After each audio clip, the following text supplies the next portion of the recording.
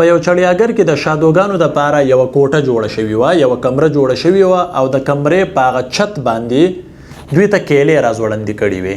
لاندې کیلې راځوړندې وې، د هغې چې کوم ګونګوري دي د کیلو هغه یې راځوړند کړي وو. نو چې لاندې څومره هم شادوګان وو هغوی ډېر زیات خوشحاله وو هغه کیلو ته. نو هر یو شادو کوشش کولو چې په درمپایه باندې وخیږي او هغه کیلې راواخلي. په کمره کې په هغه کوټه کې هغه ته یوه درمپایه دیوال ته داسې ایښې وه، په دې درمپایه باندې به دا شادو ختلو او د کیلې راغستلو کوشش به یې کولو. نو چې یو شادو لاړلو په درمپایه وختلو او کیلې ته چې څنګه لاس ور واچو بره چت ته، نو په ده باندې یخې اوبه راتویې شوې. کله چې په ده باندې یخې اوبه راتویې شو نو دی لون شو، د ده یخني وشوه، دی ښکته راغللو کېناستلو سایډ ته. همدغه رنګې بلی شادو کوشش وکړلو په درمپایه په هغه زینه باندې بره وختلو چې کیلې ته لاس ور واچولو په ده باندې یخې اوبه راتویې شوې، د دم ډېره زیاته یخني وشوه، ښکته راغللو او د کیلې خوړلو یا د کیلې راشو کولو کوشش یې پرېښودلو. همدغه رنګې زیاتره شادوګانو داسې وکړه بیا چې د نورو شادوګانو ته وکتل چې د دوی یخني کېږي، نو هغوی هم قرار شوه دغه کیلو نه او د کیلې خوړلو نه انکار وکړلو. نو داسې په دې کې وخت تېرېدلو، کیلې بره راځوړندې وې، خو یو شادو هم کوشش نه کولو هغوی چې به موږ یخې اوبه راتویږي او زموږ یخني کېږي، د هغې د وجې بیا موږ ژوند نشو تېرولی په دې کوټه کې یا په دې کمره کې. دغه شانتې د چړیاګر ته بیا یو نوې شادو دوی راوستلو، کومه اداره چې وه چړیاګر چې چا ساتلو د زناورو دپاره، چې کله یو نوې شادو راغلو نو ظاهره خبره ده چې همغه د شادوګانو کمرې ته یې وردننه کو، کوټې ته یې وردننه کو. کله چې هغه دې کمرې ته راغلو چې هغه هلته محفل وکتلو چې څومره زیات شادوګان دي دلته، بره چې کوټې سر ته وکتله نو په هغې کې د کیلو ګنګورې راځوړندو.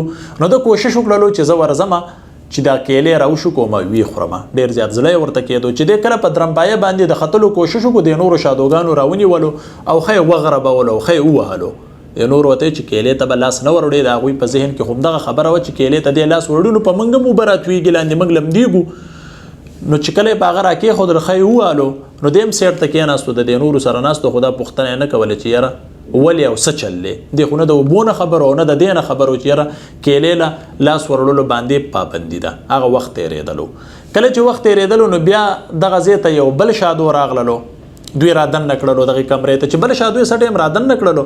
نو هغه شادو هم ډېره زیاته خوشحاله شو، په درمپایه باندې د ختلو کوشش وکړو په هغه زینه باندې چې کیلې ته یې لاس څنګه وروړلو، نو کې دې لا درمپایې ته ختلی نه و، بلکې په نیمه لاره کې دوی راونیولو او ټولو ښه په شریکه باندې و. په دې کې هغه شادو مو کوم چې د ده نه مخکې راغلی و، پته وتم نه وه چې دا وهل زه په کومه خبره باندې کوم، خو ده پې م راکېښودلو. هغه نوې شادو یې ووهلو، د دې نه هم نه و خبرې چې یاره بی د اوبه راتویږي یا نه راتویږي، خو هغوی وهلو جودم وهلو ځکه چې ماحول دوی ته جوړ شو. دی هم دقلته غلی شانتې کېناستلو.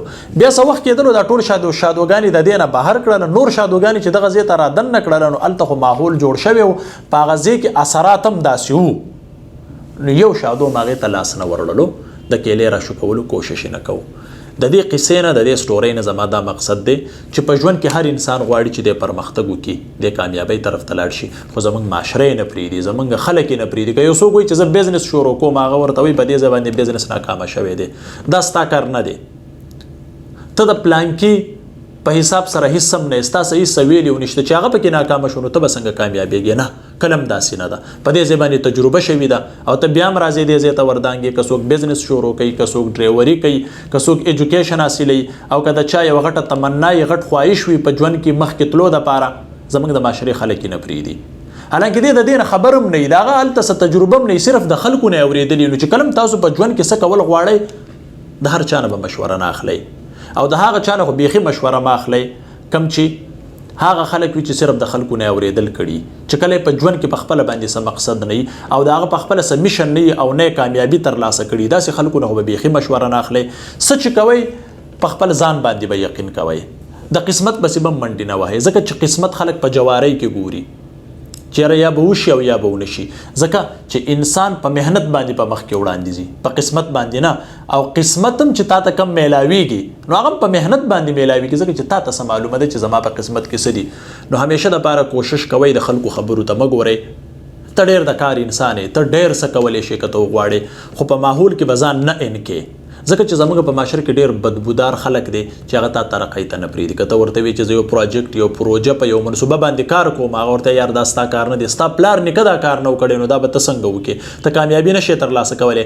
ستا په خاندان کې انجینیر نه و، ستا په خاندان کې ډاکټر نه و، ستا په خاندان کې بریګیډیر نه و، ستا په خاندان کې یو سکسسفل یو کامیاب انسان نه و، نو ته به څنګه کامیاب جوړ شې؟ نه، کم انسان چې ناکامه شوی دی او تا لیدلی دی د هغه به چېرته غلطي وه، د هغه نه به څه غلطیانې کوتاهیانې شوي، کیدای شي ستا نه ونه شي، کیدای شي ته د هغه نه په تا کې ډېره زیاته انرژي وي، کیدای شي خدای تا په مخ کې وړاندې بوځي، تا ته قدم اخیستلی، هغه قدم ته تا خلک نه پرېږدي. نو د خلکو د خبرو پسې به کله هم نه ځئ چې خلک به څه وایي. که دې خبرې انتظار تاسو وکړئ چې خلک به څه وایي، ستا ژوند به تېر شي، خو ته به په ژوند کې هېڅ ونه کړې. او ته چې اوس په دې کرنټ حالاتو کې، په دې موجوده حالاتو کې څنګه خراب یې، په دې کې تا ته خلک څه وایي.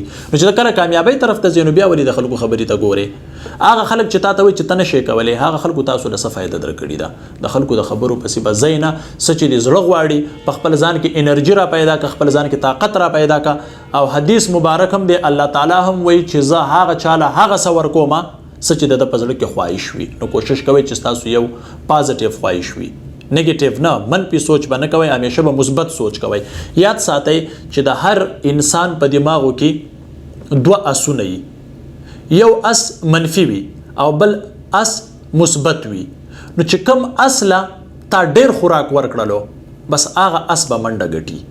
زما په خبره باندې تاسو ځان پوهه کوئ او امید دی چې تاسو به پوه شوي یئ. همدغه رنګې په الله تعالی باندې یقین وساتئ، په خپل ځان باندې یقین وساتئ، په خپل مهنت باندې یقین وساتئ، کامیابي به هم ستاسو وي.